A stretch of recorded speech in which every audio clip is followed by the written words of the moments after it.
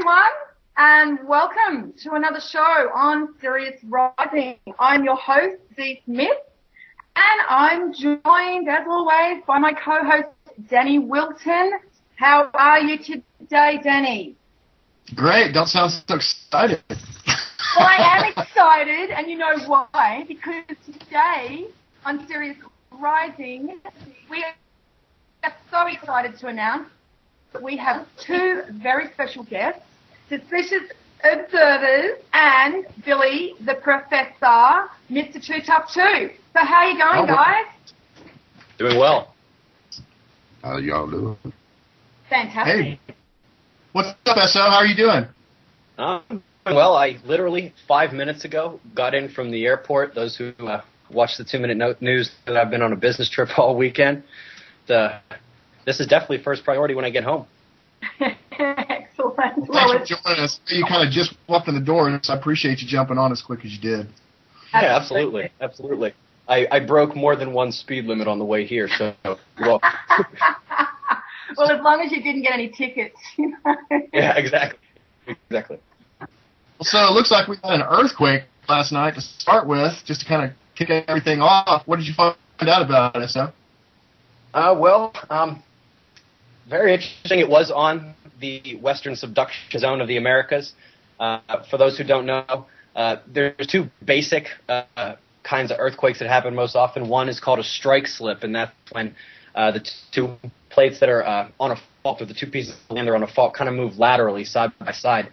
But a thrust fault, like what happened in Japan last year, is when, usually at a subduction zone, the plates are thrust upward, which is what, pushes the water up and creates the tsunami. Technically, there was a tsunami created from that earthquake. It was less than a foot.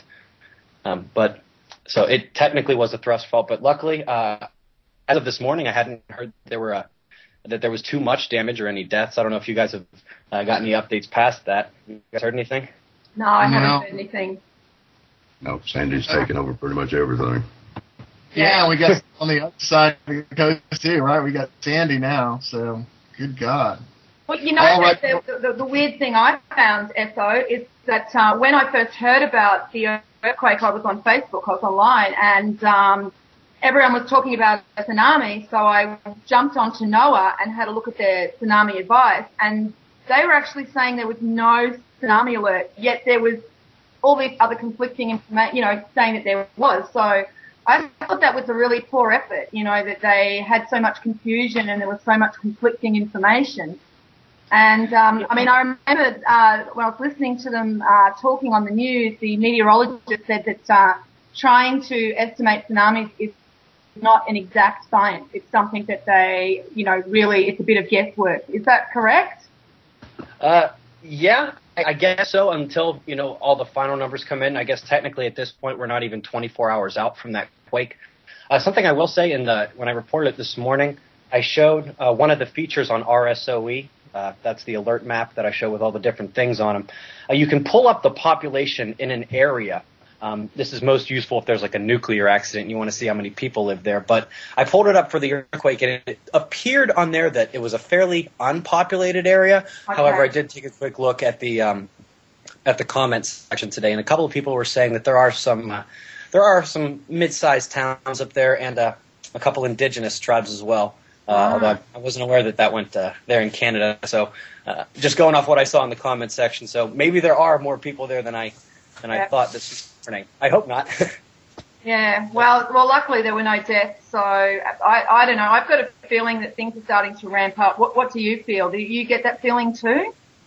Yeah, I definitely do. And, since the four of us are technically on computers, there's absolutely no reason why we can't just Google this right now and figure out if anybody died.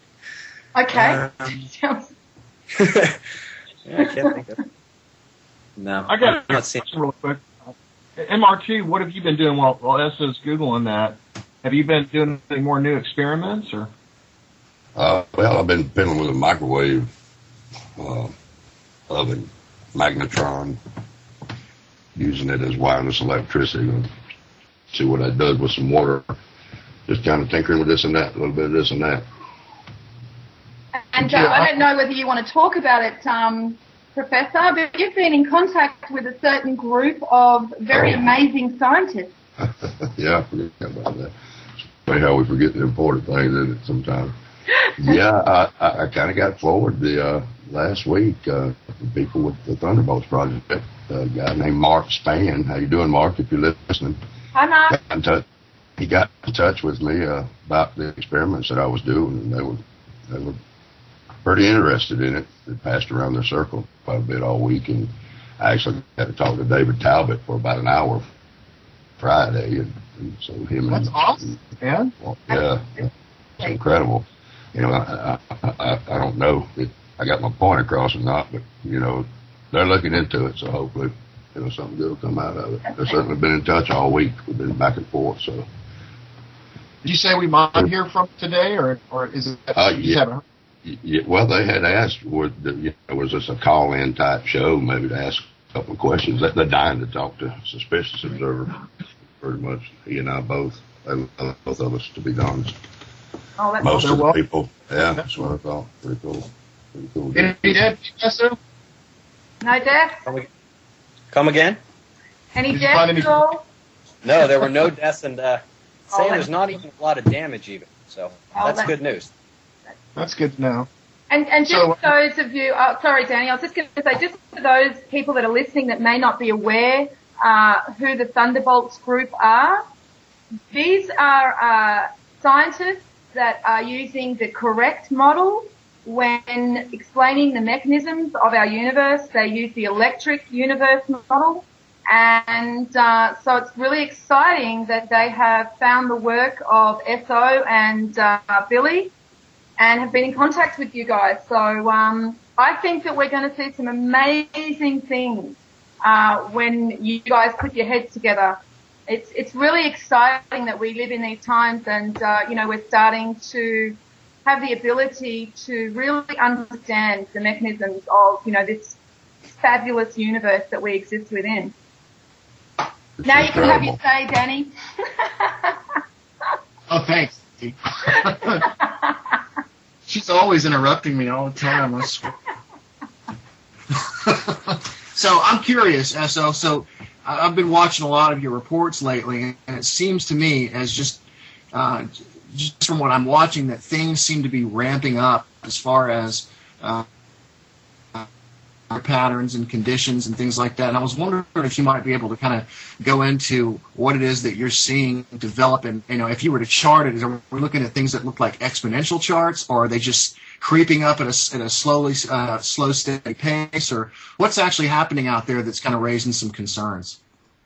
Well, it'd be really, really nice if it was easy enough to just put a nice big umbrella over all of it and be able to characterize it that way. Unfortunately, that's really not the case. With things like earthquakes and you know, weird events with buoys and things like that, you know, that seems to come and go. You know, we have periods where we don't get any, you know, big quakes for, you know, oftentimes a week and a half, 2 weeks, and then they seem to come in spurts. Now, on the other side of the coin, you have things that are just rapidly going out of control. One of them being what I believe can be interpreted as a critical over-ionization of certain layers of our ionosphere, all the way down to, you know, the air that's just above our heads. Specifically, we see something called the critical frequencies of the F1 layer just going absolutely out of control. Now, what a critical frequency is there are different layers of our ionosphere, and I'm sure many of you guys know that one of the ways we communicate across the globe is we bounce radio waves off of the ionosphere to communicate with each other because we don't have a direct line of sight through the planet. Now, what the critical frequency is the highest frequency that can be bounced off of that layer, or skipped, to use their terminology. Now, critical frequencies are also important because they indicate indirectly just how energized this layer is. So let's say that a layer is really, really juiced up. It's going to have a much higher critical frequency, and you're going to be able to bounce a much stronger or a much higher frequency propagation off of that layer.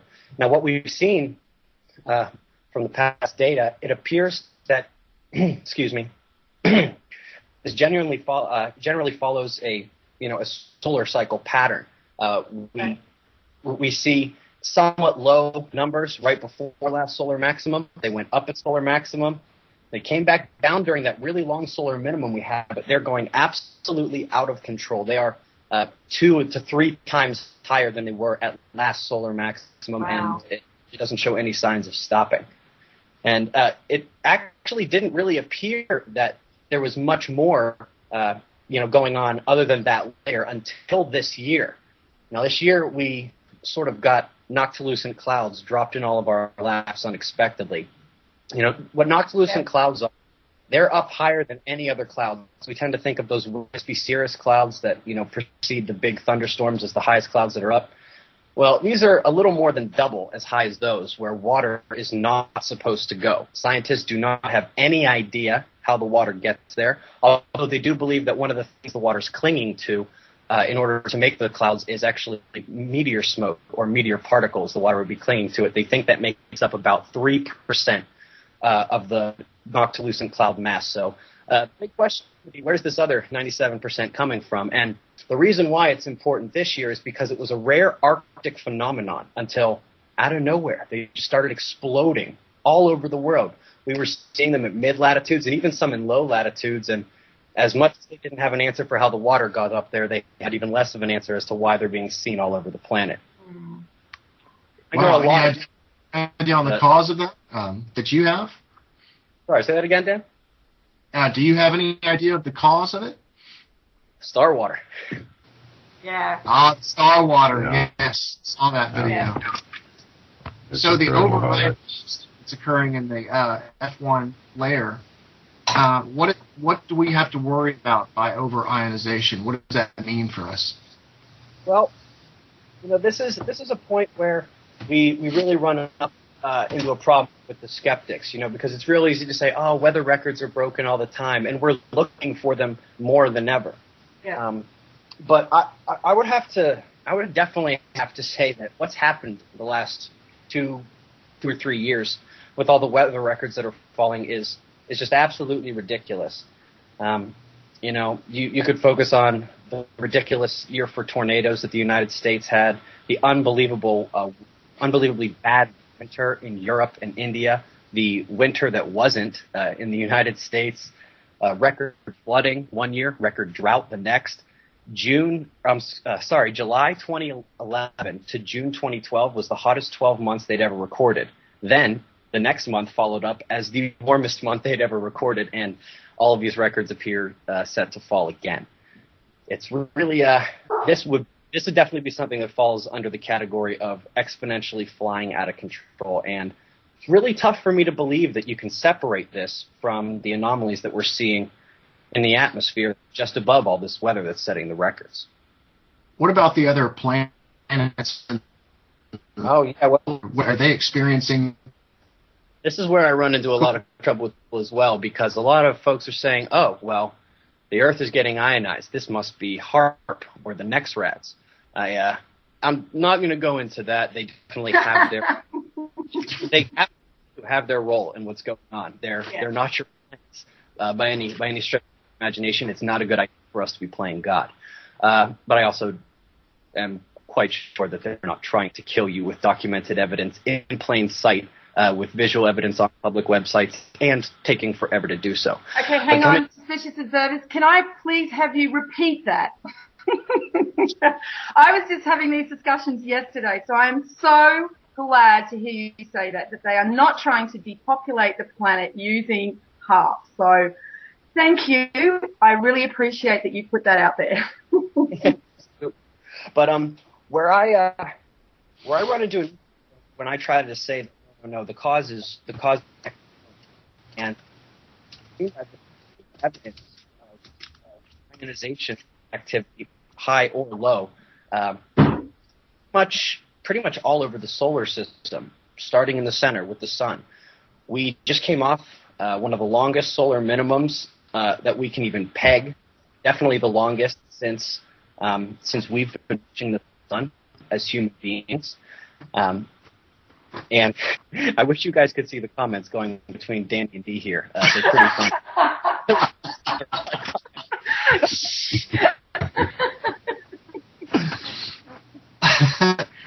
always bitching at each other back and forth. Get used to that.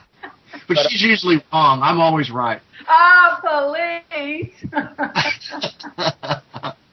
Glad that we're all far away from each other right now. Go ahead, SO. Sun just had one of the longest solar minimums, definitely in the history of human beings. In addition to that, its magnetic fields are acting kind of strange. I can't really put my finger on it more than that. This is the kind of stuff where it does help to have a PhD and work for NASA. You know, I'm just a regular guy. I do have a law degree, so I am somewhat good at researching and doing diligence at things. But there are certain aspects of this that I do not have a handle on, and that's probably one of them. But moving out from the sun, we haven't really noticed too much with Mercury, but Venus, I mean, anybody who's actually taken the time to go look at Venus, they're just astounded. I know for one, I grew up golfing. I played golf in college at university, and you know, I know the sky. I spent a lot of time staring at a little white ball going up at sunrise and at sunset. I know what Venus is supposed to look like, and it's not that. Veteran pilots don't mistake Venus for an oncoming plane and then dive, 200. Oops, we're losing him. Yeah, we're losing you there, SO. Can you hear? No problem. Yeah, I've got you then. All right. You might want to do the last 20 seconds because we were losing you there. You said you spent time watching a ball go up into the sky, and it doesn't look like it normally looks. I spent a lot of time on the golf course at sunset and at sunrise. I know what Venus is supposed to look like up there, and it's not that. I don't know if many of you guys saw the article last year. A pilot mistook Venus oncoming plane. Yeah, I heard about that. And apparently a couple of people, got hurt, rustled around in the cabin. It was an embarrassing moment for him and an interesting story for the news. But all I could think of was, how does a veteran pilot mistake Venus for an oncoming plane if it's not brighter, as we all seem to think it is? We, in the last evidence of recent significant seismic activity on both the Moon and Mars. Jupiter is very, very well, actually. Guys, if you can get up before sunrise, believe it or not, Jupiter is outshining Venus right now. Wow. I can tell you, I was out there last night and had to do a little bit of a double take. Actually, Zeus is quite bright up there at the top of the world just before sunrise. It had that flash a little bit ago, which the experts say was a comet or an asteroid collision.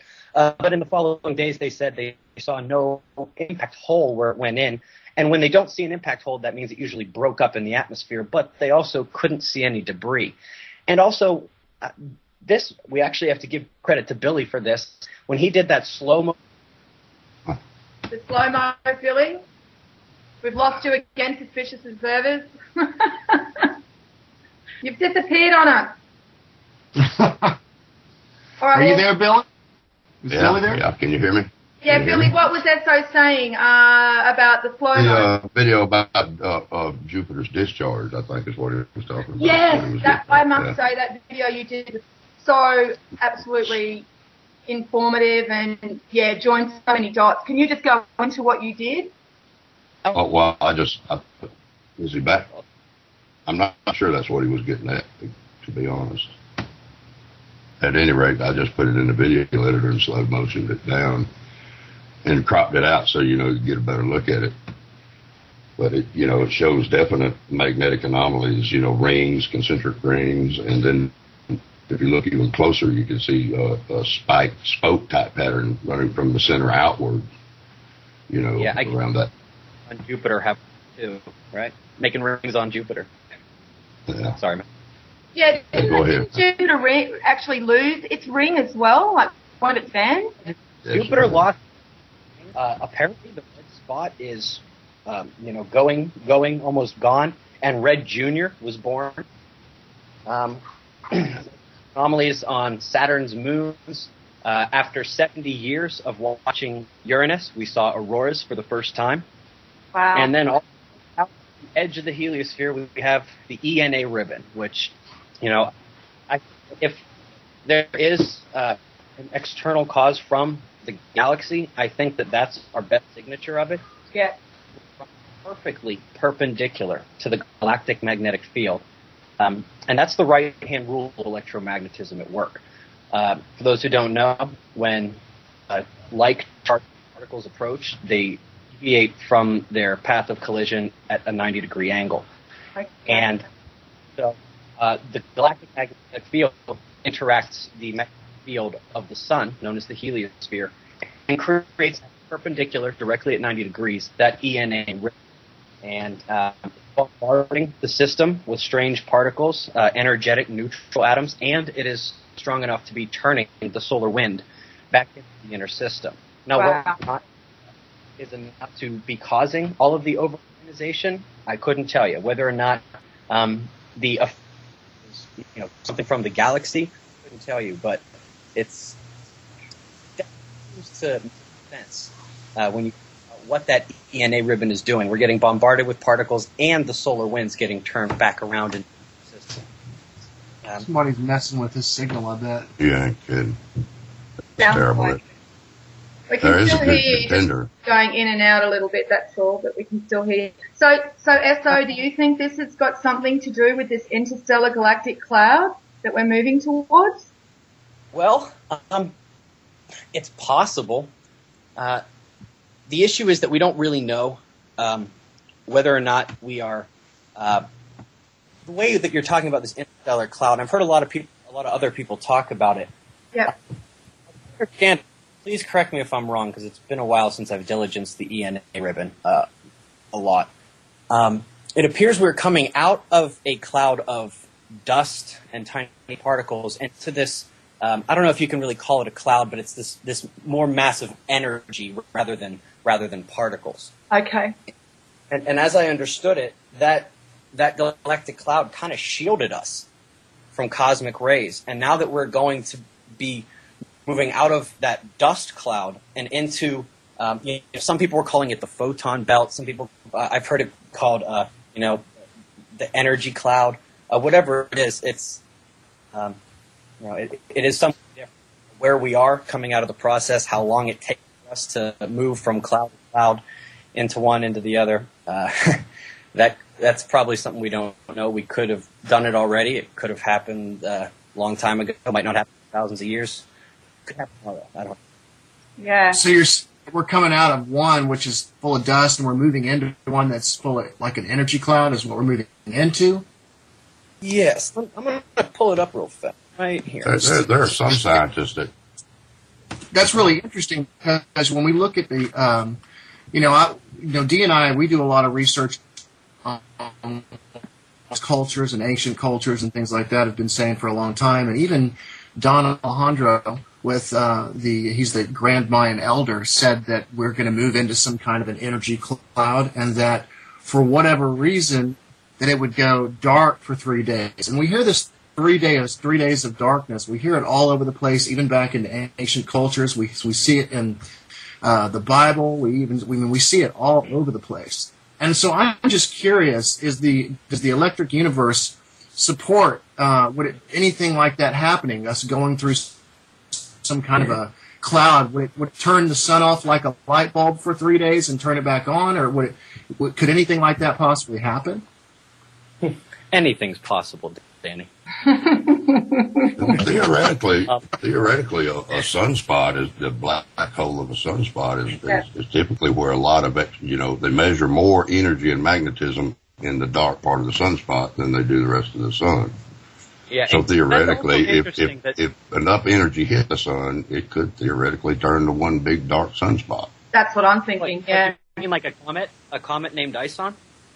Something like that. Well, something like that, yeah. An additional amount of energy. Now I get a black hole sun, a large sunspot Won't you come? in the center of the sun. Yeah, you have to. She's coming, according to. Thinking about when they wrote that song. But hang on, aren't comets just ice? Yeah. That's So what the according solar to wind turns to. According to the electric universe theory, comets are not dirty snowballs. They are electrically charged objects. So did you want to talk about that a little bit more, guys? Sure. Sure. Billy, how about we do this? How about I describe what's going to happen leading up to the end of September, and then you take over when it gets to its close approach to Mars. Okay.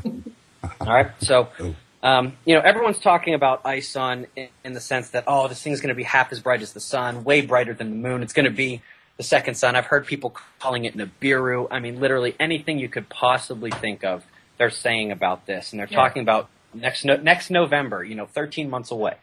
But if this comet is anything of note at all, the show starts 2 months before that.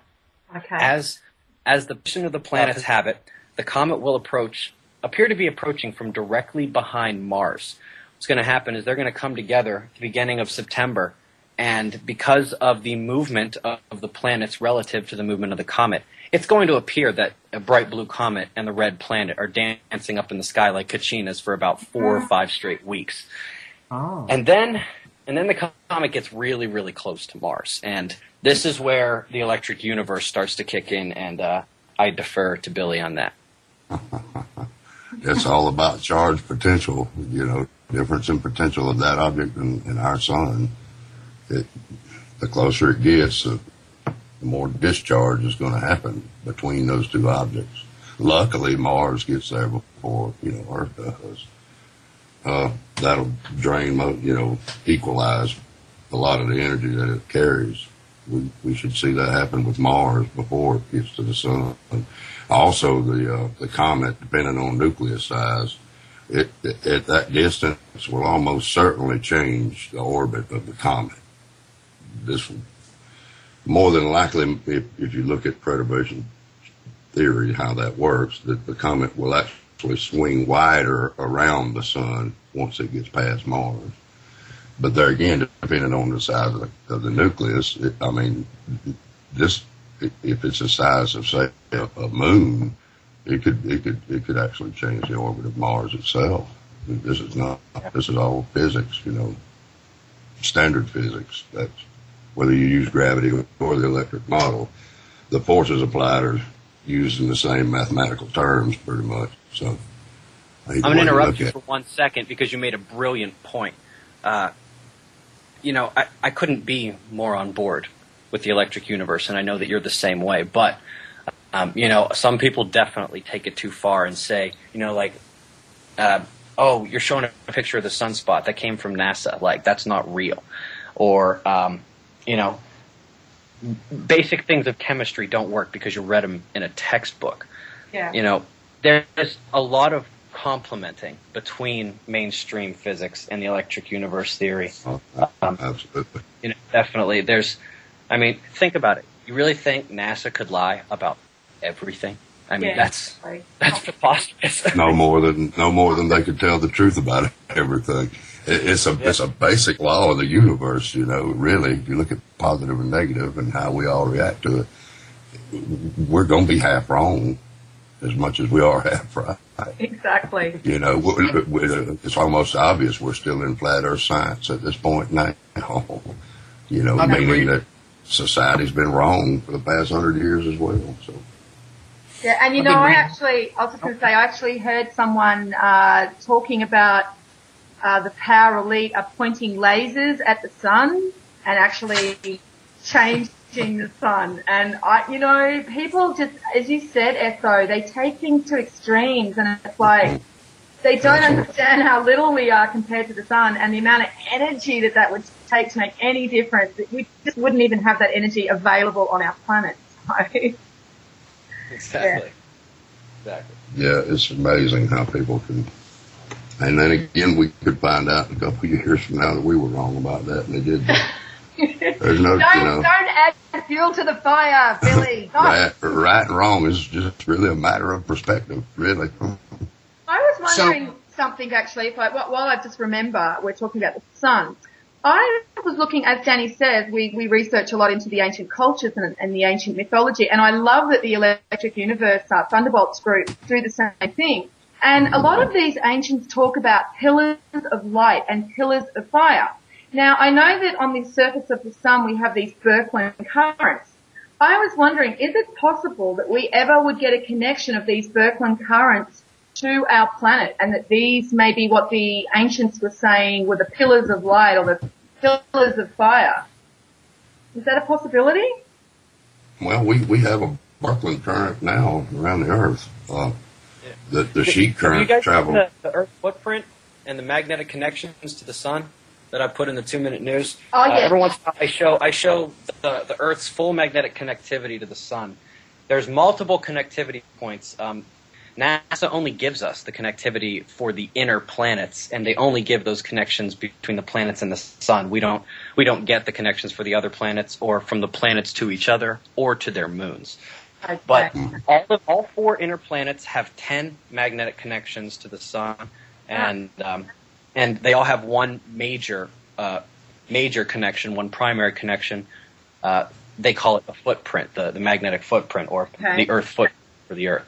So, but despite the fact that we already have those, and those pretty much exist nonstop. Yep. I can't help but wonder if at some point, if this over-ionization occurs, if those don't become, visual plasma.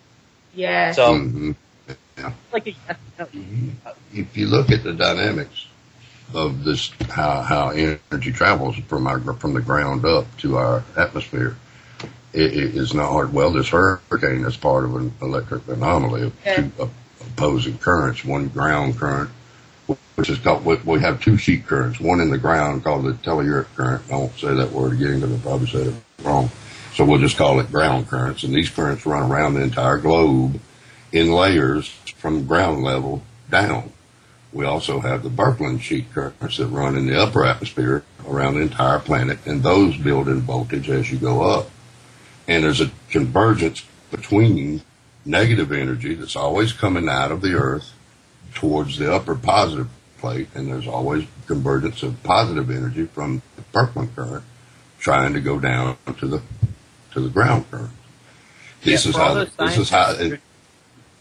Sorry, I was going to say, for all the scientists who still don't understand lightning fully, but they happen to see it up in the clouds and they know it starts underground.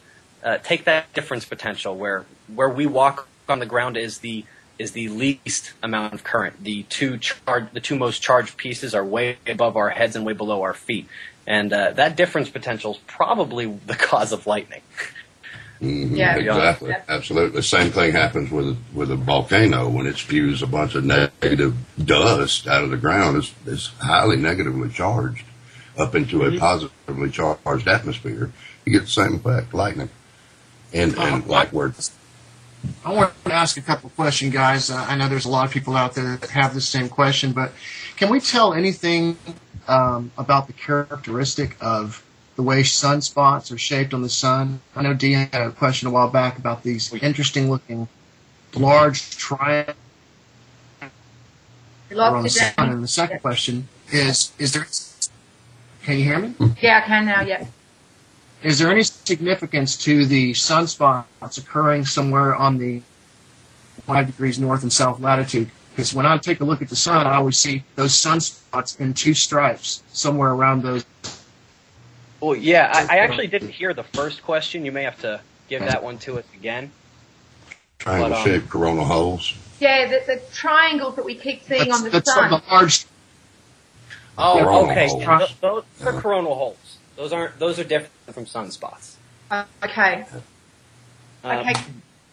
I was just going to say, can you explain the difference between a coronal hole and the sunspot? Is there a magnetic difference? Sure. Those big triangles you see, they're not always light triangles. They're actually most often not, but it is very curious how they kind of tend to keep popping up like triangles every once in a while.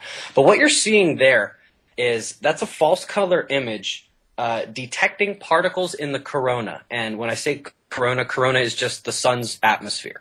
Okay. And basically what a sunspot is sunspot's down on the surface, and that's one of the primary magnetic loops of the sun. It's where its magnetic field comes in or goes out of the surface, and probably also it's where some of the magnetic connectivity is from the sun to the planets.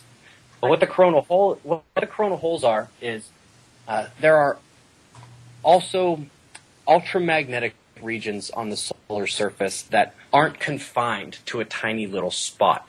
They're spread out over a much, much larger area. And because of how charged they are, and the particles in the corona are charged as well, they are expelled out much faster than the normal solar wind. That's another thing. In case you guys don't know what solar wind is, any of the listeners, the sun pumps out charged particles to the entire solar system all the time.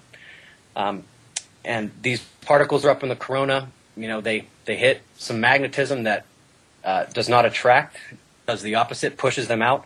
That's basically what happens. Okay. But in a coronal hole, all of the coronal particles have been pushed out already by that ultramagnetic region, and so the detector doesn't pick up anything there, and it can't apply the false color to it, so it appears black. So despite the fact that what you are seeing in those images is very much a function of a computer work, the magnetism underlying it is quite real. And the solar wind that we feel after one faces Earth, usually 2 to 3 days later, sometimes 4, really belies just how magnetic the sun really is. Yeah. And is there any reason, sorry, Danny, I was just going to say what you were saying before, the 19.5 degrees, there seems to always be that they follow that, you know, on the sun. Is there a reason for that, do you think?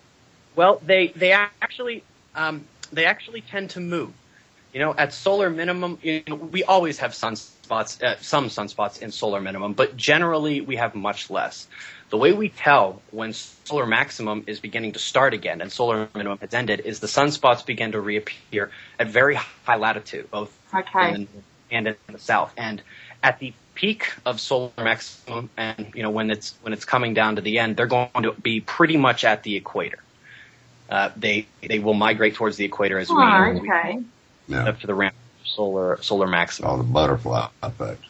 Yeah. Oh, interesting. So it kind of gives us a way of gauging how close we are by looking at where the stripes are of the sunspots. Correct. Correct. When they meet at the equator, it's towards the end of the cycle. So, you know, you will hear people saying, oh, we're already past solar maximum. We're headed to another modern minimum. Or, oh, no, solar maximum right now. Yeah. It proves that they were able to go online and see that there's an average of 11 years between cycles. If they'd done a little more research, they might know that we had the longest solar minimum since humans have been watching the sun. Yeah. So we are not yet at solar maximum. Definitely not. Well, the reason I asked that because you know, I'm sure some people are familiar with and don't always agree with. Great question. He has some very interesting information that Richard Hoagland had mentioned, this 19.5 degrees in hyperdimensional physics, but he had also mentioned that in these other planets in our solar system, they also have interesting anomalies at 19.5 degrees north and south latitude, like I believe the storm on Saturn, the storm on Jupiter, and some other anomalies that you find out there. I think there's even one on Uranus, if I'm not mistaken, but I'm just kind of curious why we see it's all magnetics, right? So, I mean, are we going to see the storms move, or are they going to stay right where they are as well? That's a pretty good question. I don't think that Jupiter's spot had moved too much in the time that we had seen it. I'm not uber knowledgeable about the red spot. But that's a really good question, actually. I wonder if you'd expect that. But, you know, exactly. Interesting. Oh, sorry, go ahead, Dee. No, I was just going to say, yeah, exactly. I wonder if you could expect that. But I was even wondering, like, Danny and I have been looking at Saturn a bit, and because we're interested in the vortexes and the vortices, and it seems that on either pole of Saturn, we've got this really unusual hexagram on one side, and then on the other side there seems to be like an eye. It almost looks like, you know, an eye, but it's some type of vortex. And so we're just wondering, why is there a relation between the two different occurrences happening on either side of the pole? Do you guys know why we're seeing these? Well, I think. Let me specify. So, in other words, on one side of Saturn, we see something that looks a lot like a hexagon, and the dark area of it almost looks like a cone extending out from one area of that hexagon. On the other side, we have what looks a lot like an eye. Is there any significance to the pattern and the function of that area of the vortex. I mean, and what actually is that anomaly that we're seeing? I mean, why do we see? There's a lot of people that have questions about this, and the reason I raise this is because we have a lot of people out there that are stuck in fear mode with the whole Saturn thing, and I really want to try to put some of that to rest today if possible. What do you mean? Can you specify a little more? Stuck in fear mode about the Saturn thing? Well, so this is like on a different level than what you're on, but we got a lot of people out there that are in fear mode about the shape of that it's a hexagram, and so therefore it's an evil. Oh, gotcha. I heard that. Evil associated to Chronos. Gotcha. It's kind of crazy stuff. Interestingly enough, Uranus has a hexagram at the top as well. So, you got to take it back to a little bit of divine math here, and I don't really want to go too much into this because I know just enough to get talking on the right conversation and then find myself in a position where I've gone too far and don't know what I'm talking about. So, but you take the hexagram. It is a 2D version of a 3D cube. It is also the lines drawn together of the outside points of the Star of David. Yep. I mean, this actually seems like this is right up your alley, Danny. Yeah, it is. I mean, it is up my alley, but I want people to hear it from somebody besides me. Yeah, more from a scientific viewpoint of how. I mean, do we see these geometric do we see this geometry in the electric universe? I mean, is this something we see in electrics and magnetics? We see this geometry? This is a vortex math, isn't it? I mean, this is kind of vortex math in a way, isn't it? Yeah, I got some videos with the water vibration. And, of course, using a speaker is not, the sound wave is not what's making that water vibrate. It's actually vibrate. The speaker moving up and down is what creates a vibration as a pulse. This is exactly how electricity travels through everything as a pulse, which is known as a frequency. Yep. So when frequencies of energy move through something, these patterns show up. And I've got some water bubbles and video that show the perfect hexagram that's on Saturn and the eye that's on the other end, just by changing the knob on the frequency of this, the audio. Just by vibrate, you can see all this with vibrating water, which is a frequency passing through a medium. We can. It seems to me like that we can also take a look at the patterns that we see on these different places, and we can determine what they are just by the way they look. And I can't speak for Saturn, but I can tell you that a year ago I said, and SO, you remember this, I said there might be the center of the Orion Nebula. And then so just recent news they just put out said that they think there may be a black hole right in the center of the Orion Nebula. And so as far as black holes go, I have not seen what the electrical unit is. Can you guys go into that at all? Do you know exactly what that is? Now, again, the electric universe is not there to explain, it doesn't have the answer. I mean, when you start looking at the electric universe, you understand that all this energy comes from somewhere. Everywhere you look, it's coming from somewhere else. And a black hole is a massive amount of energy with relatively no particle involved. Right. And in the standard model, there has to be a particle involved with everything. And they can't get beyond the fact that there could be pure energy, 0 point energy in a place in space and time that doesn't actually have particle to it. So it's hard to say, and that's my opinion. Of course, anybody that tells you about a black hole is opinion because they don't have that nailed down either. So there's really not an idea about what one is. We just know that it's not what the science says it is, right? Well, the science doesn't know, to be honest. No, they don't know at all, really. But I think as far as water goes, don't we see water ejected from these things in different places in the galaxy? Like, I believe that for the Orion Nebula is one of our massive water generators that's closest to us, and I know it's producing as much. Mainstream science admits that Orion it could very well be the birthplace of the solar system that we live in because of the massive amounts of H2O that are in that nebula. And that appears to be the case whenever they're watching now a large nebula of water vapor condensing together, that will eventually form a new star. And again, they're measuring water vapor. That's a molecule. That's not a separate element. That's a molecule already together out in supposedly the void vacuum of space. So. How do they come up with the 4.6 billion years old they say that our sun is? Carbon dating. Which is highly inaccurate now. Yeah. I mean, it's hard to say when you look at the constants known, what are known as constants. I mean, that goes way deeper than I'm even able to go myself. But there are a lot of papers have been written about the changing of all the constants. Planck's constant changed. Speed of light has changed. I think one physicist said that, doing the calculations, the speed of light over the past 30,000 years has slowed by half. Wow. Yeah. Half. And you understand the implications of that. When time is directly connected to light speed. Yeah. And that completely throws off the entire scale of time. If light changed, that changed, time changed. And time itself is a variable. This is proven by our satellites that can't, the atomic clocks that are like billionths of a second in accuracy still get unsynchronized the further out from Earth they go. The faster that satellite travels, the slower it clocks run.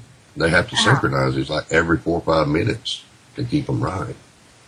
Wow. So speed definitely is related directly to time. The faster an object travels, the slower time has effect on it. This is actual proven science. Mm. And do you think that the star water may be coming from Orion as well, like the one that you do? Do you think that the star water in my opinion, solar wind, that's what that is. That's a high energy state of H2O, high water. Yeah, every little star that makes up that warrior in the sky is giving off star water. Every star. Solar wind is uncondensed energy, and when the solar wind hits the moon, for instance, they just put out an article. The moon doesn't necessarily have a full magnetic field as a Birkeland current, but it has telluric currents. It has ground current. Every object's going to have that because it has a magnetic connection. Anything that orbits anything else has a magnetic field in it or over it. At any rate, when charged particles hit that, they condense in water vapor. This is what happens with a comet. This is what throws them off. They think the comet tail, they've actually measured the comet tail with Ulysses spacecraft, and they measure ice particles, charged particles of water. And therefore, their theory is that this thing is blowing up water. Yet, when they flew right next to it, you could obviously see that this is more like an asteroid. This doesn't look like a comet at all. And in reality, any type of energy that's coming through the solar system is going to cause the solar wind to condense. It's going to strip the energy away from it, and it's going to condense to a lower state, which is water, which is what it is. Which is also going to have iron. It's going to have all the other elements in it. The sun produces quite a bit of iron. That's where it comes from. Yeah. I'm going to go ahead and I'll go ahead and I'll show you where the mainstream is versus where the electric universe, or I don't even know if I'm not even sure if the electric universe officially says this yet. But all right, we're going to start with what mainstream science tells us, that there are all kinds of these particles that are ejected from the sun. In the solar wind and in CMEs, there are not just charged particles, but there are heavier elements, including oxygen.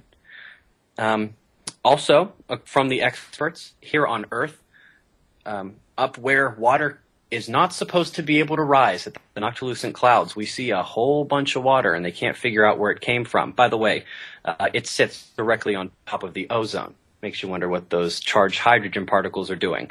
Also, from NASA, when Earth gets hit with a CME, the ozone erupts into the upper ionosphere even higher. Huge amounts of oxygen.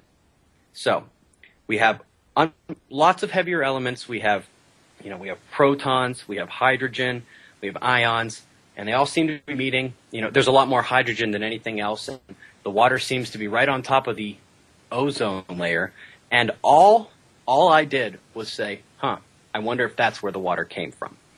That's literally This is mainstream science, and they just refuse to connect the dots from you. This isn't Electric Universe. This isn't like my special theory or anything. I just said, well, hey guys, why don't you just write the last article and just combine those last five or six that you've been doing over the last 10 years or so. Yeah. So. Exactly. But the problem is that if they admit the Electric Universe model, that means that everything that they've ever used, they have to kind of rewrite, and, you know, they are not prepared to do that, because I think it's part of their way of controlling as well. You know, I mean, it's really constrictive, that this gravity-driven Big Bang theory. It constricts everything. It makes everything really hard to understand. You know, you need these equations that are like miles long. Whereas, you know, I think anyone with average intelligence can pretty much understand the Electric Universe model, which is why it's so beautifully simplistic, and which is just what Einstein said, that nothing should be too difficult, you know? Well, you know what? They do that in archaeology all over the place as well. I mean, we're finding things where civilizations were here a lot earlier than they said, but of course that goes against theology and everything else. So they keep us constricted because they don't want to change history, and God knows why. You know, I don't know why they do that. I think some of it could be that they just don't want us to know some things. It could be that it could be too much of a pain in order to change it and rewrite stuff. But the fact is the information is coming out, and it is that case. I mean, things are not exactly what they said it. And I think that they're worried about people freaking out, you know. Yeah. There's a lot of scared people out there that if things don't go exactly the way the they've got a lot of money invested in their theories at this point. I mean, you look at the CERN right now. That's a perfect example of seeking a result, totally ignoring the process, you know. Yeah. They're trying to find out what causes the world to work like that by slamming these particles together, high rates of energy, and what they expect to find while totally ignoring the process that they use to get there is beyond me. You know, they used hundreds of thousands of magnets, electromagnets, to accelerate these particles to the speed. And I mean, if you look around the universe, there's nothing else that's capable of doing that. Yeah. So there's the answer to your question. What causes this? Well, electromagnetism is what you're using. What else could do it? There's really nothing else. Exactly. It's right there. Well, the thing is, I just had to go out and verify it, but they put out this, I went out to Cornell and verified it, but they're actually... Well, welcome back. Anybody that's just joined the show, we have Suspicious Observers and Mr2Tuff2, Billy the Professor, joining us, and we're talking about the Electric Universe model. And I think before we went to break, we were talking about how the Big Bang gravity-driven model, the flawed model that we're currently utilizing, but as you said, SO, there are aspects of that model that do complement the Electric Universe theory. And I just want to throw it out there in case people don't understand where the Big Bang model actually originated, and that was from a Catholic priest. So the same people that believe in talking snakes are the ones that have given us this model that we actually use to explain our universe. So on that note, you guys can take it away where you left off. I think I'll go ahead and I'll start us back off, and I'll take us to something that Danny said before we took our little break. He was talking about, and I'll paraphrase a little bit, talking about how we are kind of on a wire here. Things could go bad pretty quickly. Panic is a very, very real issue, not only practically, but for the elites, powers that be, whatever you want to call them. And it's absolutely true. I can, short of, an extinction level event, like the sun blows up or a comet the size of the moon hits Earth, something less than an extinction level event, there is no worse event than public panic. There is no volcano, no earthquake, tsunami, no, there's nothing that could come close to global panic. Yep. In terms of devastation for our world. And, I hate not being told the truth by them. I hate that so many things are kept from us in the tiniest way, and I don't excuse them at all. I actually understand it.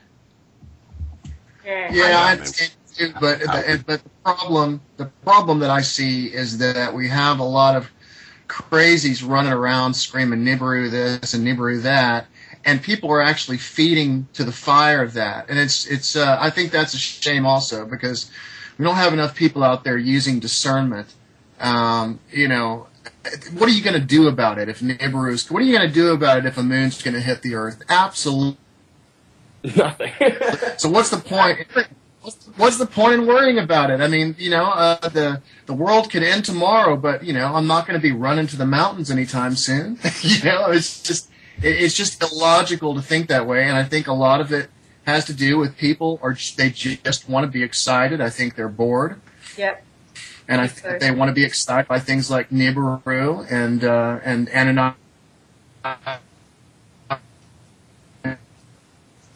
Yeah, I think you're right. It's really a shame that there's some really great stuff going on right now, and it's being overshadowed by the craziest thing that somebody can think of. You know, on that day. Yeah, I feel the same way. I see it all the time. I mean, I spend a lot of time online on Facebook, you know, sharing information, and seriously, 90% of the information that is being circulated is really fear-based and totally irrelevant to what we're experiencing. And, you know, what about some of the physics behind Nibiru? Can you give us some idea of if we had this huge planet within our solar system, would that not be already interacting with the other planets in some way that we could actually see? Absolutely. And people say, oh, it's a dark star or it's a dark object, you couldn't see it. Well, first of all, people misunderstand that term. They you know, it's a very real term. You know, it's a dark object, but it's not so dark that you wouldn't see it, and it's not so dark that, you know, it's just going to sneak up on you in the middle of the solar system and not perturb a single orbit of a planet or a moon. It's I actually find myself with so many retorts to the notion. I don't know what to say. I can't pick one. Oh, they actually admit Tiki, you know, but that's like 10 billion miles past Pluto. That's 10, 15 years before it ever get in here. It seems to me that a good test would be is if you go out there and you have one of your little telescopes that you can program in where it's supposed to go to get to Jupiter and where it's supposed to go to get to these other planets. And if you punch it in and you know that the thing is supposed to be working right, you get a couple different telescopes, and if every time it points right smack dab in the center of Jupiter where it's supposed to, then more than likely we don't have some huge dark star traveling through the solar system. Otherwise, it'd probably be off, wouldn't it, Billy? Yeah, my telescope, I've had it for almost 3 years now, this auto one. And it's never been plugged into the internet. It's right, you know, right out of the box, pre-programmed, just like Stellarium. You know, yep. It's dead on the money. You calibrate with 3 stars. You set North Pole, and you calibrate with 3 stars. And after that, it'll point you digitally go to any planet, moon, wherever you want to go, whatever's in the sky. And it'll track it all night long. It'll stay right on Jupiter all night long, or the moon, or whatever you put it on. 80 night of the week. So. It comes down to drama. Guys, I know I promised that I'd be here till 7:30. I have to go, and I will come back. But the reason why I'm going, a lot of people know this. The last long video I did, which you guys allowed me to run through in about 5 minutes before the break here. I appreciate that, by the way. A lot of you know that was dedicated to one of my best friends in the world, my little doggy who I lost the night before. And we had planned to get another little doggy, and my fiance just walked in with a brand new little life I can take care of. So oh, that's so beautiful. Swear to God, I'll come back. Swear to God, I'll come back. No worries. Take your time. And for everyone who doesn't know, my fiance is one of back before YouTube. There was a group called the Observers. It was nothing like it is now, and we don't talk to each other anymore. I just kind of kept the name. She was one of the Observers, so and we need to thank her for her infinite patience with me in doing it. So. Hey, thanks, man. Hey, so are you got to go now? Or are you gonna stay a little bit longer? You got any last things? My little puppy's downstairs. Okay, No. fine. We'll get you back for another show if we can, Awesome. Esso. In the coming weeks, we can organise to get you and Billy back again if that would be fine with you. That would be wonderful. I love you guys. I'll talk to you later. Okay, see you, Bye. Esso. See ya. Bye. I like that. Wow, a new puppy. Great guy. You know, I lost my little doggy. Was it in 2008? And that was, I don't know why, but for some reason, when you lose a dog, it's just, it'll just rip you apart. I mean, and I don't have kids or anything like that, but I can tell you that was had to have been the worst experience I've ever gone through, was losing a little dog. Yeah, So- they love you so unconditionally, you know. Animals are just so, you know, they'll just give you love, even if you don't give it back, they'll still love you. You know, I love dogs. So that's such a nice story that he's done that. So that's awesome. Well, we can always get Esso back, and you know, and you too, Billy. So, but we can continue on and keep talking about Nibiru. Son, Sorry, maybe there's one. probably all these people out there that are really like going, Nibiru is real. Stop laughing. Well, all that was started by pretty much one guy, right? Yeah, it was. Well, Fiction. As long as we're on physical possibilities, Comet ISON itself, again, that you know, the orbit probability code has not been posted. And, of course, that's not going to be posted until sometime after Mars encounter. I'm pretty much positive. But it depending on the nucleus size altogether, this is a Planet X object. It could very well categorize it as that. It depends on its size, really, really. I mean, Venus itself was a comet, in my opinion, according to ancient history.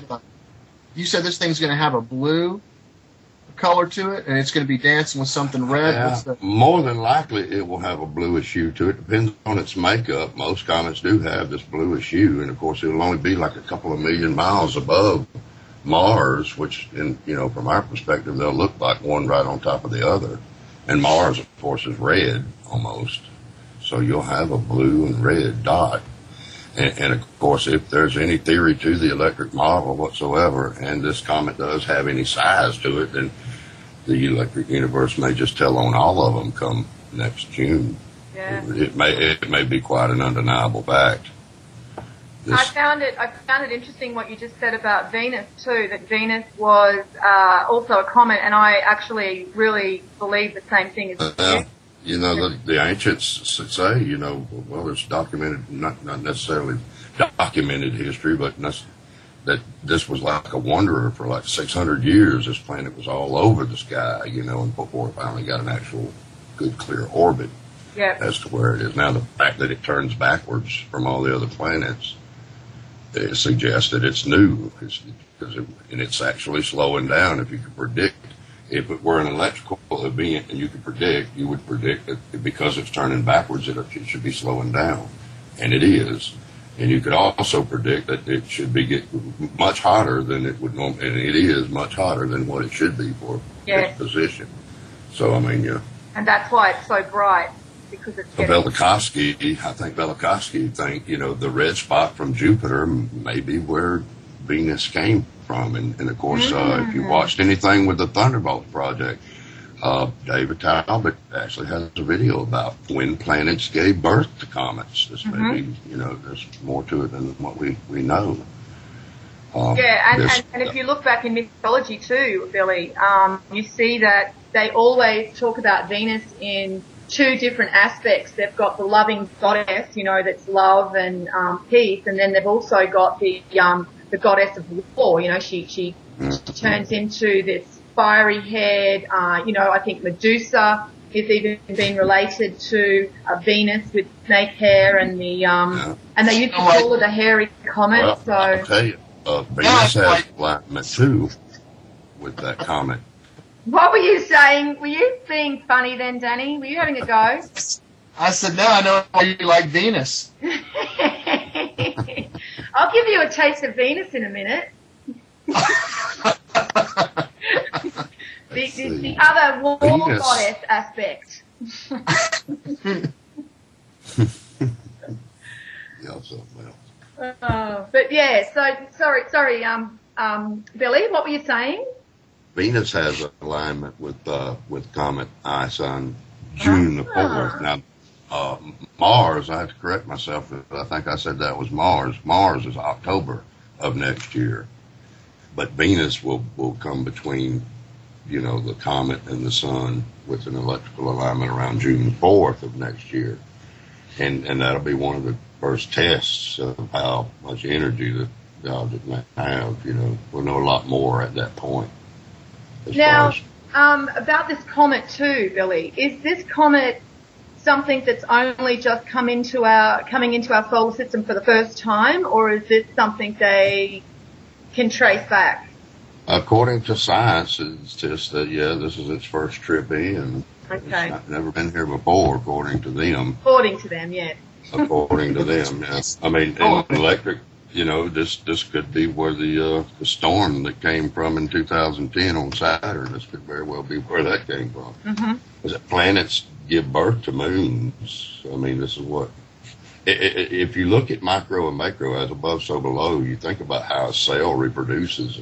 A cell is one cell, and it becomes two cells. It's a very good point. This thing happens over and over, and the scale on the macro end is going to be related to time, and we won't see that nearly as much as we do as we look at the macro side. That's right, and didn't they name plasma because it actually has the characteristics of blood as well in the way it acts, and it kind of separates and. Real sure about it. That's just lack of my own information. Not to say that I didn't. I just found that interesting. I was looking into plasma last night, and they were saying that the reason that they called it plasma is that it has the same characteristics as blood. So it may be the energy carrier of the blood cell. Exactly. Yeah. So looked into it. I think it's really interesting because when we take a look at things on the macro scale, especially when you go all the way out to the galaxy clusters and things like that. And I don't know if anybody's ever seen this before, but if you haven't, it looks just like network neurons in our brain. And so, when you think of stars or if you think of galaxies, you could almost equate that to neurons in your brain because when you zoom out to the macro level, it's kind of the way it looks almost the same. Yeah. You're absolutely right. You're absolutely right. And I'd be real curious to see how quarks are arranged in the atom. That'd be incredible to see. Of course, humans will never see that. We know the quarks are there, but nonetheless, their orientation around the atom would almost certainly resemble the brain cell and the universe too. It almost have to.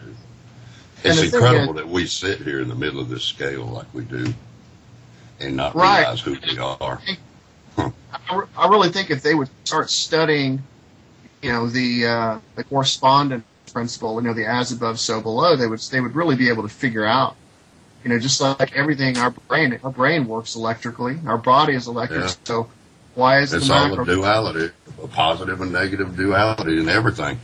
And everything's going to find out, too. When we find out, it's all going to be connected to each other. Science and religion, if you want to label it as religion, spirituality, and science, they're going to end up complementing each other. Science right now at this very point is proving the very facts. And in fact, of course, that spirituality, religion has been written down for many years. And here we are finding out that a lot of these things do work together. Like, this is a good one, creation and evolution. This is a big divide in our society. Yet, if you look at those two for what they really are, you can't have one without the other. And like I said, us as humans, being in the middle of this scale of micro and macro, to ignore what we do as humans is absolutely insane. You have to know that what we're doing has something to do with it. And having said that, look at the wheel, look at the automobile, look at this computer. These are all products of intelligent design. Yeah. Right. Absolutely. This is not natural selection. This computer is not natural selection. It's intelligent design. And the first one they made in the 80s wasn't near as good as this one. But, of course, as evolution goes, we always make it better the next time around. Nonetheless, you can't get past the fact that it was intelligent design to begin with. So it's hard to say that. What were computers like in the 80s, Steve? Shoot, I have no clue. What? You think smart again? Man, I'm 45. I just got a hold of it 5 or 6 years ago. No, he's being smart. Being smart, I really. can't lie to you. I worked hard. I worked in the construction industry most of my life. Hands-on, if you see something that didn't work, you find out a better way of doing it, simple as that. And what better way to learn than building the world, building the world we live in. It's an incredible thing. This is the basic secret of the Freemason. Knowledge to rebuild. That's the compass and square. You have to have a compass and square to even begin a foundation for any type of building. And you'll have those two tools in your hand when you put the last screw in. Yeah. And I found it interesting what you said before too, Billy, when you said that eventually science and religion and spirituality will merge. Well, in fact, in the ancient times, they were never separate. It was only when Rome decided to, come to the fore and manipulate things that they separated science and spirituality. And that was a way of controlling us, and that's what they've done ever since. But it seems like... Sorry? A lot of it has to do with right brain, left brain. The ancient Egyptians used to use hieroglyphs and images and things like that to communicate. And what that actually does is use the right side of the brain. But when we moved over to words and language, we lost a lot of right brain expression. And see, what the left brain does is it forms a model of what we've already learned, and it doesn't ever challenge anything beyond that model. So you can see where the control starts there, because if you can put everybody into left brain mode, their consciousness never expands. If we can move back to trusting the right brain more, which is always challenging the current model of the left brain, then we can actually start expanding our consciousness. And it's, Albert Einstein said that science without religion is lame, and religion without science is blind. And what he's basically saying there is that on one side you have spirituality and philosophy, which is the right brain, and on the other side you have math and sciences, which is the left brain. So if you use a combination of both hemispheres, you can actually expand your consciousness. You don't want to be all right brain because you're in la-la land, and you don't want to be all left brain because you can never get outside of your little box. That's why it's important that we learn how to use both hemispheres again. Yeah, exactly. Yeah, we as civilization meander back and forth through the masculine and feminine, and in history, and this is what I like about I hope I knew his name, I said it right off, Carl Coleman. This is probably one of the first times that we'll be able to live in a society that's capable of using both individually. Really, we've always either been in a society that used one or the other, and there's been transition times between the two. But at this change, this point, it seems as though we'll have the benefit of both in each individual. Truly incredible. Humans haven't been where we are, in my opinion, not in written history. This change that we're going through is phenomenal. It is. At a molecular level, right down to the very atom. Of course, you can see that the sun itself is actually changing the atom itself before our eyes. Yeah, so that means we're changing, because we have parts of the sun within us, and we're electric light beings as well. So, and if these mystic particles that are being emitted from the core of the sun are changing radioactive matter, well, then they're changing us as well. They're changing carbon. Everything's being changed. So actual genetic mutations have been, recorded by this, and I think a while back, scientists showed that they can detect a solar flare 48 hours before it happens by watching the radioactive decay right here on this planet. The atom's decay rate changes 36 to 48 hours before a major solar event. Yeah. This is some new science that's just been found, Yeah, and they also say that we produce more melatonin when we're experiencing geomagnetic storms, and that this can make people irritable. I mean, this is scientific research. This isn't just some new age philosophy. This is actually backed by data and, experiments. And they've said that, some people will experience depression maybe, you know, some experience irritability, you know, and I think that some of the craziness that we see around the planet at the moment with people seeming to just flip, you know, they're losing control is because perhaps, you know, they're sensitive to the solar without a doubt. Without a doubt. And that's the biggest fear of the governments, in my opinion. It's the people. It's not, we got it backwards. I mean, they're more scared of us than we are of them. We just don't realize it. Really. We really just don't realize it. Well, you know, even kind of like, you know, I haven't done a heavy study in this, but, you know, you can kind of watch what's going on the planet right now, and you can also take a look at what's going on in our solar system, and there seems to be some kind of a strange correlation there between the consciousness of the planet and the mood that everybody's in versus the amount of activity we have on the sun and things like that. It seems like the more solar flares that we have, we get into this mode of, you know, you see more instances of people freaking out. You see more war and stuff like that. And what's so incredible about this whole situation is the sun itself is actually in what they would refer to as an ebb in the cycles of previous cycles. In fact, you know, this solar cycle doesn't appear to be as strong, not nearly as many sunspots as previous cycles. And that it's a misnomer kind of, because that allows for more energy outside our heliosphere to enter, because the sun isn't pushing back so hard, and this magnetic ribbon that we're actually passing through, you know, there's a good candidate for that, really. The Sagittarius galaxy that our galaxy is colliding with, that we're actually right at the arm of the other galaxy. This is proven too. The University of Virginia have actually found this other galaxy that the Milky Way is colliding with at this very moment.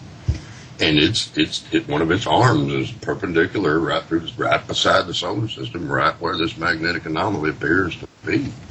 So, you know, to say that could be very well be it. Could be what we're. Yeah, it sounds like it, doesn't it? Because it sounds like we're dealing with energies that we've never really dealt with previously. Mm-hmm. Or maybe a millions of years cycle, a galactic type cycle, like the 65 million year cycle. Yeah.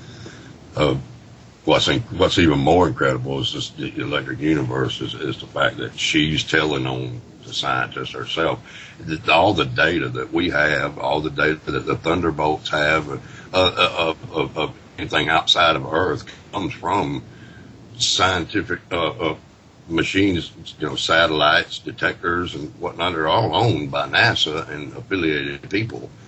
And when they come across data that they can't explain, of course, you never hear anything from them.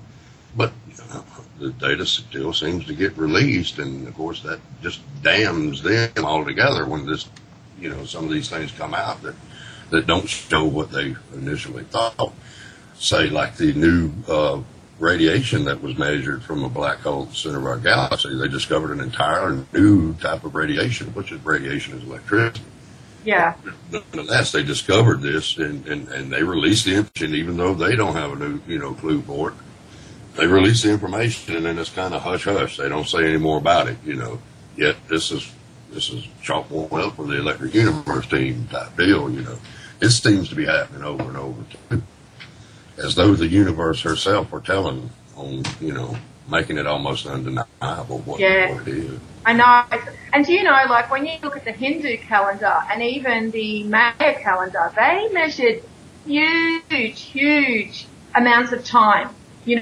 Millions of years. The Hindu calendar actually measured millions of years. So I absolutely agree that we have no idea about some of the cycles that we're within, and that we're probably experiencing bigger cycles. Mm-hmm. Yeah, without a doubt. I mean, eventually, cycles are cycles, but they, some cycles start new, some are old. It could be something that we've never been before. Yeah. What's your view on the possible magnetic pole shift? Do you have any views on that right now, Billy? That, in my opinion, would have to be a galactic event to do that. Like I said, our sun flips poles every 11 or 22 years, if not mistaken. Every cycle, the poles flip on the sun. So that's not going to cause our pole to flip. Hadn't done it. I think, what was it, 600-something thousand years ago? May be wrong, don't quote me on that one, but the last pole flip was many thousands of years ago. And the one that's, measured in geology. And that would, in my mind, have to be some type of galactic flip. Yeah. Electrical swap. Alternating current, what we use as everyday life, is actually a polarity flip. The electricity in that wire converts from positive to negative polarity 60 times per second, which is 60 hertz. Right. All day long. So that's the basis of the whole AC electric deal anyways. And our atmosphere is an AC current. We have energy going up and back down, alternating back and forth from the ground to the sheet currents in the atmosphere. Tesla actually invented what they call open air antenna that can actually pull energy from the open air. You just put a wire about 25, 30 feet in the air, and you can get electricity from it. You have to drive the copper rod in the ground and put a loop of copper, insulate it, and then cut the insulation off, just the loop up top. And you could charge a 12-volt battery. It'd take a while, very, very low amperage. And you have to have what is known as the Tesla circuit, which is, you just solder a bunch of diodes together, and diodes are just one-way streets. Electricity will go through a diode, but in one direction. It won't go back the other way. So say days when we're under low pressure, that's negative energy coming from the ground up. And in days we're under high pressure, that's positive energy going from the ceiling down. Right. And the diode schematics, as you lay out the diodes and the capacitors, only allow you to draw off of one positive and one negative, no matter which way the current's flowing, whether it's up from the ground or back down to the ground. But yet Nikola Tesla had invented that years ago, free energy right out of the air, right out of open air. Another thing I want to go into, because I think we made a note of that, somebody asked about the Keshe Foundation. Yes. And as far as what they have, I can't say because none of us know what they actually have, but the technology that they're bringing forth is not just their own. Blacklight Corporation, which is a United States and American company, are also researching and claim to have the ability to get energy right out of ambient air, and a working prototype that is enough to power one household. I think it's 1.5 or 2 kilowatts of energy, which is the average household uses 1.5 kilowatts.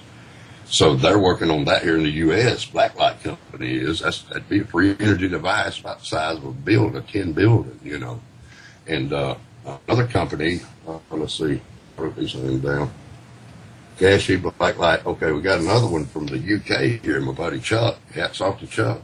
Our buddy Chuck that always does comments on, he's listening right now.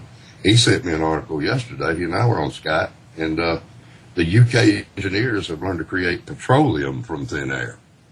How about that? And the process they use, the process they use, air is blown into a tower containing a mist of sodium hydroxide, which reacts with the carbon dioxide in the air, forming sodium carbonate. Electricity is then passed through the sodium carbonate to release carbon dioxide, which is stored. A dehumidifier in the tower condenses water from the air. The water is then split into hydrogen and oxygen using an electric current, which is what I do in my shed. Carbon dioxide and hydrogen react together to create a syngas, S-Y-N gas, which is then processed to use a form of methanol. The methanol then is processed and produce gasoline. So they produce gasoline from ambient air using electricity. I kind of like it, and I don't. No, because then you're using the free energy technology to create a greenhouse gas. Exactly. Yeah. And I have to say, look, I'm going to do a bit of a D rant here. But, I get the same feeling from the Keshe Foundation that I got from Coney and I got from the Drake arrest. I just get this feeling of too good to be true and nothing to back it up. So, I mean, I'm willing to sit back and wait to see what comes forward, but so far I see people sharing a lot of this stuff about Kishi Foundation, but as you say, there's really nothing yet of any substance to show us that this is something that we should be paying attention to. And you're right, too. It could be like Danny said or something a while back about poisoning the well. You know, the fact that they announced that you can be anywhere on Earth in less than 10 minutes is almost, I have to see that one myself. There's no way. But the plasma reactor that gets electric current from ambient air, that's real. That's absolutely. Yeah. And they do that, though, don't they, Billy? They use a little bit of the truth, and then they mix it in with the disinfo. That's crazy amount of exaggeration on top of it to make the whole thing look bad. Yeah. That's just the feeling I've got from it, so I kind of have not really paid too much attention because I go a lot on my intuition with some information, and that just to me is really strongly resonating. Just the same as when I saw that Coney stuff, it just gives me that same feeling. So I just want people to know that, you know, understand that these technologies could be something that are really wonderful, but don't hinge all of our hopes and dreams on it, because you know what I think that does? It encourages apathy, because it's almost like, oh, well, we don't need to worry about Kishi's going to save the world, and we can just sit back and allow that to happen, you know. So. Hey, by the way, did all the bankers get arrested yet? Yeah, they're up in some boat offshore, didn't you know? That's the last story I heard, was they were off on some ship and they were all arrested just off the shore of San Francisco or something, you know, off the coast of San Francisco. Oh, it's crazy. It's just crazy. And this is what people need to understand. You know, things are going to get crazier too. You know, we have to expect that this is the way that they keep control of us, through disinformation and confusion. That's really all they've got left now, because we're getting so consciously aware and we're so connected that really the only thing they can keep throwing at us is disinformation and confusion. So I would just say to everybody, whenever you come across new information, make sure you back it up with, you know, other sources that you can bounce it off. Just so that, reliable. It's with somebody else. Yeah. You know, and when you start hearing about things like Nibiru and stuff like that, make sure that you go back and check the ancient texts and cross-culture, and stay off bibliotechapleiades.com or org, and go to some other sources to get your information as well. I think your bird's got something to add to the conversation. She's been listening. Oh my God, this bird! If you can hear that, this bird goes every night. Talking to me too much. It's an Australian cockatoo, and I tell you, our birds over here have such beautiful, you know, noises and, you know, tunes. They're just like screeching machines. You know, it's so funny. It's a big cockatoo parrot. So every night, right when the sun starts to go down, she just starts screaming. She sounds a lot like you, Dee, on a bad day. I was waiting for it. Daniel Wilson, you will keep.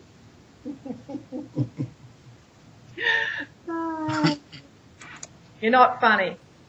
So, yes, I just think that let's get serious again, okay? Stop picking on me. Yeah, I just seriously think that we are going to see more of this disinformation and more of this type of, you know, confusion. And I think that they're going to start targeting these free energy areas, because that's something that, as you said, Billy, there is something to this free energy from what Tesla, what's his name? Tesla could do. Nikola Tesla, pulling, you know, electricity from the air. You know, I mean, that's amazing. And that's basically what all these other companies are claiming to do. Blacklight, Keshe, these UK engineers, that's exactly what they proclaim. The energy from ambient air, right out of thin air.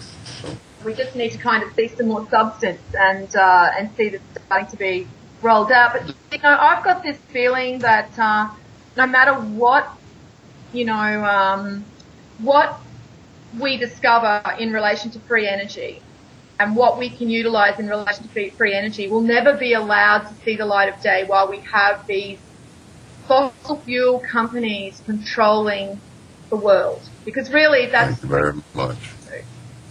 You know, so that's who's controlled our entire life the past 100 years. Yeah. One set, a handful of families. This is the truth. And really, to be honest, if anybody were to go against that, entity, then immediately they would be thrown under the bus, and anything and everything would be done to try to defame or to destroy their character. And I hate, as bad as I hate to say it, if you look at where the money is, we better hope Romney don't get in there. I hate to bring this up in the middle of this conversation, but I mean, really, truly, honestly, that the reason they hated Jimmy Carter was because he was for free energy, and they made him look bad. In fact, he went in history as the worst president in the United States, and he was for corporations, but he wasn't for the people. He was the best thing the people ever had. And it is a game, don't get me wrong, and there is no, this paradigm of left and right is not in existence. But there are entities that do want to try to change things for the better. We have to know that we're getting this information from one side or the other. There's not, there's one side that does not want us to see any of this. On the other hand, it's sitting there, and almost every page you turn, there's some tidbit of information that you didn't know the day before.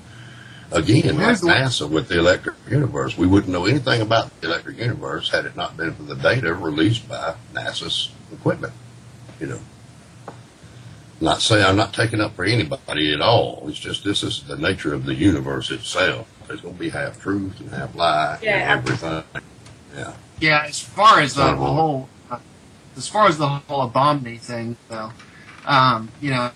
as far as I see this go, when we saw Romney get in there, and we saw that more banks contributed to him than anybody else. But the only reason they did that is because they wanted to have a win-win situation.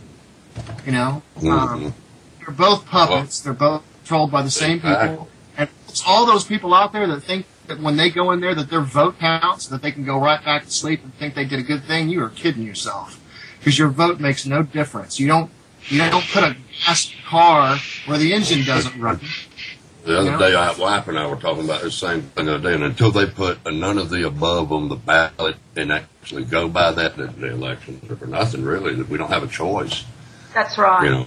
There should be none of the above on that ballot, period. And if that ballot, if none of the above takes all the votes, then there should be a forfeit and a revote or two new candidates or something. The way this process we have here is purely bought, paid for, and no way around it. The whole system's broken. The whole system. Yeah, absolutely, without a doubt. It's going to have to come down before it gets any better. As long as people keep supporting it by going in there and voting, and all they're really doing is they are supporting a broken system, and they're making everybody think everything is business as usual. When that came out in Florida with the voting machines they have, I mean, to see that both sides have the capability of manipulating the vote either way, it's pointless to go and play that game. We've got to come up with that. I'm going to tell you, this election right here, there's going to be a massive voter fraud involved in this election. Oh, yeah. It doesn't matter which side you pick, there's going to be one. This is going to be the worst presidential election in history, in my opinion. It remains to be seen, but that's just my prediction. It will be a massive, as the trend goes, the people are going to see this as the trend goes. We've been seeing everything else. I don't know why this is going to be hid from us. Hey, I'm voting for Obama because I got my Obama phone. That's right.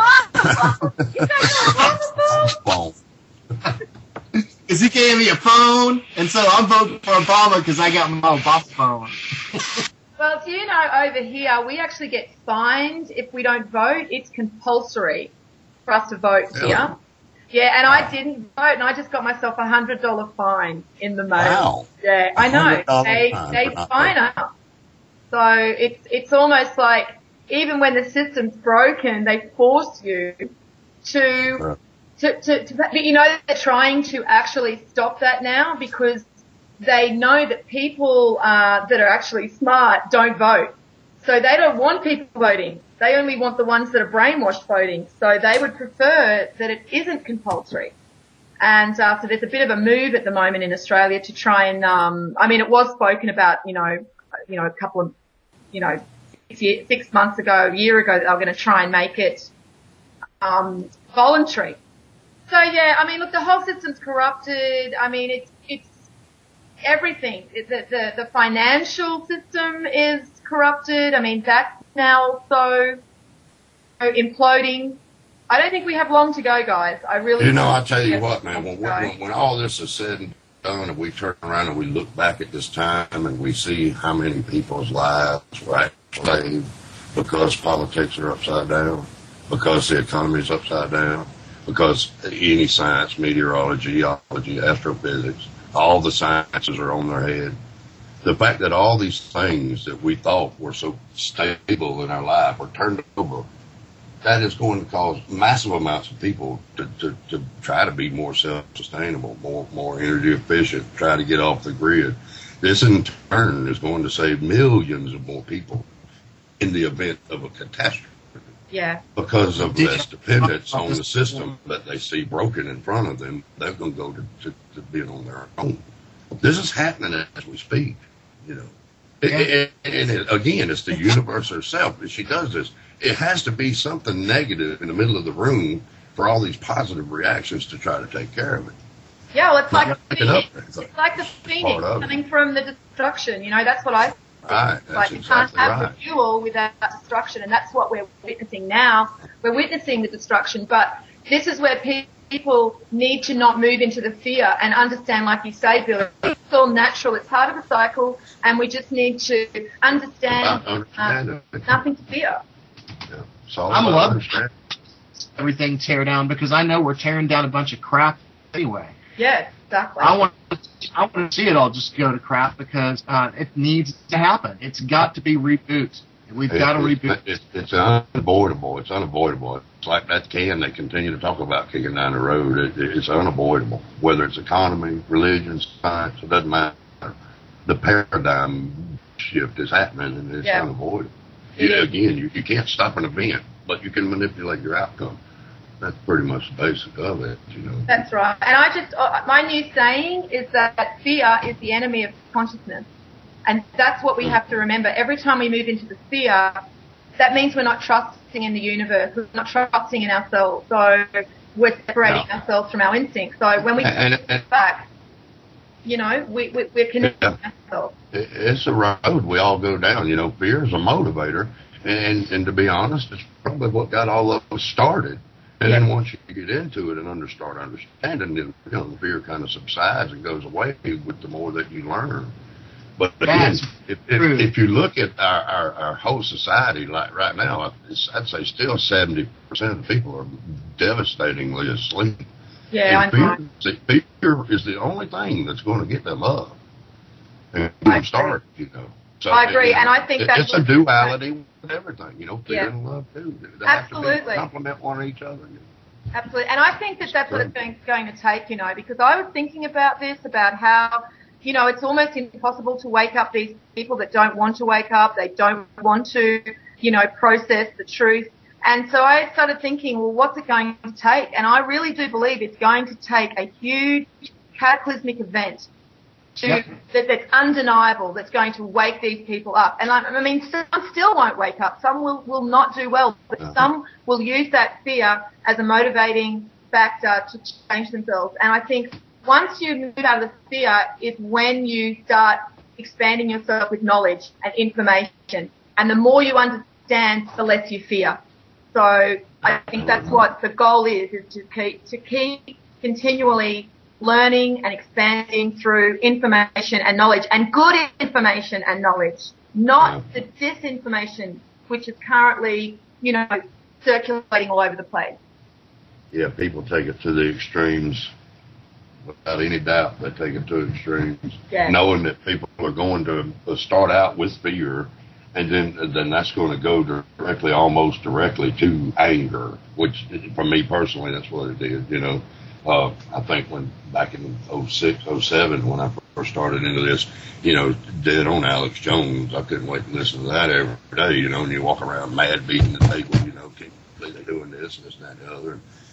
The deeper in the rabbit hole you go, the further you find out that, hold up, wait a minute, there's a reason for that. Oh, wait, there's a reason for that too. Oh, wait a minute, It becomes clear that yes, there's definitely something that, they know that's about to happen, and that's all there are to it. And it's an unavoidable deal.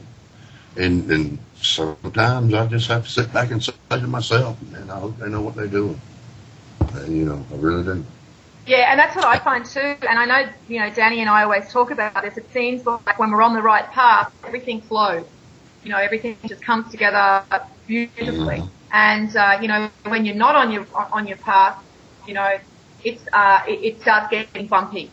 And I think this is, where there's a beautiful Hopi prophecy or Hopi saying that says, don't hang on to the shore. Let go of the shore and just go and allow yourself to flow down the middle of the stream or the middle of the river, because when you hang on to the shore, that's when you're experiencing the turbulence. So you're creating resistance. So I always like to use that analogy and think about that. It's all about balance. That's absolutely right. Yeah, it's something we learn from a very early age and we completely ignore. The first 2 years of life you don't remember anyway, but think about what you learned from the day you were born to 2 years old. The first thing you learn to do is sit up straight, which is the primordial meaning of balance. And just a few months later, you're going to learn to stand up, and you got to learn to balance all over again, And then, of course, maybe roller skates or a bicycle, but balance comes back into play. Right. And throughout your entire life, balance is being laid in front of you, and it's your choice as to what you do with that, Exactly. And I like to think about yin yang, the symbol yin yang. Absolutely. Absolutely, without a doubt. Yeah. Always keeping, I think that's the whole goal of our existence. Each one of us have evil, and each one of us have good, It's a balance of both. And to say that, I'm not evil, well, think about this. If when you walk outside, the next time you walk outside, you don't see the grasshoppers and caterpillars that you just stepped on. So you have to spend your life being as good as you can to take up for all the parts that you don't even realize you're doing that are wrong, Exactly. Mowing the grass. You have no idea how much life is destroyed by mowing your lawn, Absolutely. And, that's a negative deal, but you don't think any more of it than the man in the moon. And, you can look at the other, perspective too, where people walk around and smile through gritted teeth because they're too scared of lowering their vibration. So they refuse to look at anything negative. They refuse to get angry. They refuse to acknowledge the other side of spirit. And to me, that's very, it's restrictive. It must be hard work to always try and be positive, because you've got to acknowledge both sides of yourself. You've got positive and negative, dark and light. We have to realize we're all wrong. That's what we are. We learned from being wrong. We learned from mistake. It's mistake that got us where we are, period, It's a part of balance, the yin and yang, duality. We have to learn it, Absolutely. We all have, each of us have part of that in us. Both. Yeah. Sure do. Well, we're getting to the end of the show, and I just wanted to give Revolution Radio a bit of a plug, because, these guys do everything on donation. So if you guys are enjoying the show and you'd like to help Revolution Radio out and keep everyone on air so that we can continue to bring you this type of information, then that would be great. And I will also post all of the links and Billy's channel in the Sirius Rising Facebook group, so you can follow what we're researching and any of the topics we're interested in, as well as all the information that we've discussed on the show. Is there anything that you want to kind of let anyone know that you're currently looking at, Billy? I know you were talking about you're doing a microwave experiment at the moment. I would like to throw in a plug for the Electric Universe Conference this year, the 2013 one next year, January 3rd through the 6th, in Albuquerque, New Mexico, the Marriott. Will be the Electric Universe entitled The Tipping Point. So You know, anybody can get there and go to that. They highly recommended. I myself wouldn't be able to make it, but you know, I thoroughly advise anybody that to get involved with the electric universe, whether you're on research or, you know, as a group, independent group, whatever, you know, eyes in the sky, pay attention. Well, we're definitely going to have to get you and Esso back on, and hopefully we can invite some call-ins next time. I haven't taken any calls. I'm still getting used to the switchboard, so I was a little bit nervous. I didn't want to cut anybody off, but I promise next time we have Billy and Esso back, we will take some calls, and I'd love to hear from the Electric Universe group as well. Maybe perhaps we could even have one of them join us around table. And Danny, how's the book going? I thought you might want to speak a little bit about the book and anything else that you're researching at the moment. Yeah, the book is going great. Got a lot of people that are interested in it. I've talked to some top researchers as well. They're starting to take a look at the material, but discovered an interesting connection between us and the Orion constellation, specifically the Orion Nebula. And I've found evidence of this in cathedrals all the way across Europe, and even dating back into ancient Egypt and geography as well. So if you're interested, there's a $10 ebook at orionandthevatican.com that you can buy, and it's fully illustrated. Yeah, it's orionandthevatican.com. It's 172 pages of highly illustrated evidence showing some interesting connections that we have to the Orion Nebula, where Michelangelo and a lot of these other famous artists were painting images of the Orion Nebula that could not be seen at that time. We didn't even have telescopes for it. So it's definitely interesting information if you guys want to go check that out. I also have a Facebook folder that's got tons of illustrations inside it showing the same kind of evidence as well on Facebook. So you can find me at Danny Wilton, Wilten. And I went to paste your Orion and the Vatican website, and it's actually frozen up. So look, that'll be in the Sirius Rising Facebook group, and I just tried to refresh the screen and it won't let me. So everything will be there for you. Now, finally, I just want to mention that we have Santos Finacci joining us next week for an hour before his own show. So it would be great for you guys to join us, and we can have a chat with Santos about what he's currently researching and what he's currently doing. But other than that, I think that's pretty much it, guys.